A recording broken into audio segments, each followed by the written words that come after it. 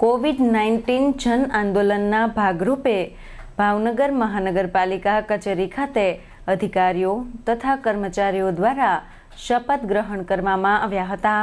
મહાનગરપાલિકા કચેરી ખાતે commissioner M.A. Gandhi, deputy commissioner Dilipsinh Gohil, આરોગ્ય અધિકારી સહિતના અધિકારીઓ તથા કર્મચારીઓએ સોશિયલ ડિસ્ટન્સ જાળવી કોવિડ-19 જાગૃતિ અંગે સ્વચ્છતા, સોશિયલ ડિસ્ટન્સ જાળવવા, માસ્ક પહેરવા સહિતના નિયમોનું પાલન કરવા અને કરાવવા માટેના શપથ લીધા હતા.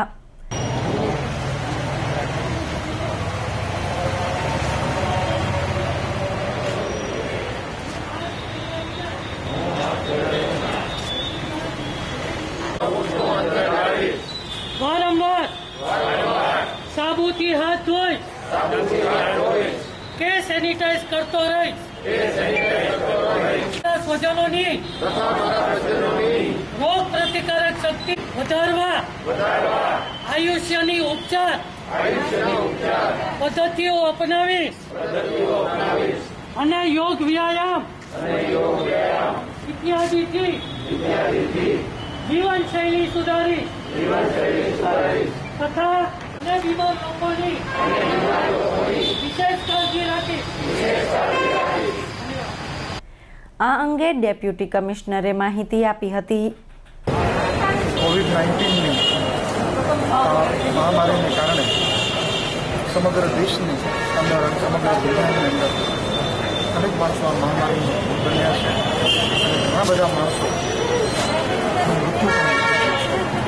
આ એક એવી ભયંકર મહામારી છે કે જેના કાયમી ઉકેલ માટે રસી વગેરેની શોધ અત્યારે જુદા જુદા દેશોમાં જુદા જુદા તબક્કે ચાલી રહી છે.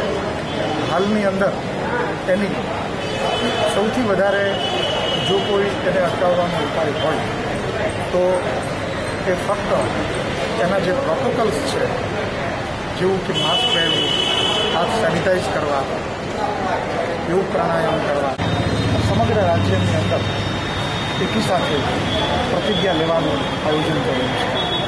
જેના અનુસંધાને ભાવનગર મહાનગરપાલિકામાં પણ આજે તમામ કર્મચારીઓએ ભેગા થઈ અને મહાનગરપાલિકાના પટાંગણમાં કઈ કઈ કાળજીઓ રાખવી જરૂરી છે તે અંગે શપથ લીધા છે.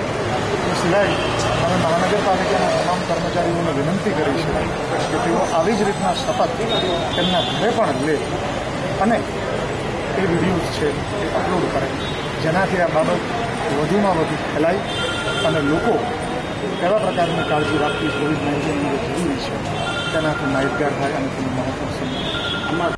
મહાનગરપાલિકા કચેરી ઉપરાંત જિલ્લા પંચાયત, પોલીસ વિભાગ સહિતની સરકારી કચેરીઓમાં કર્મચારીઓએ સામૂહિક રીતે શપથ લીધા હતા.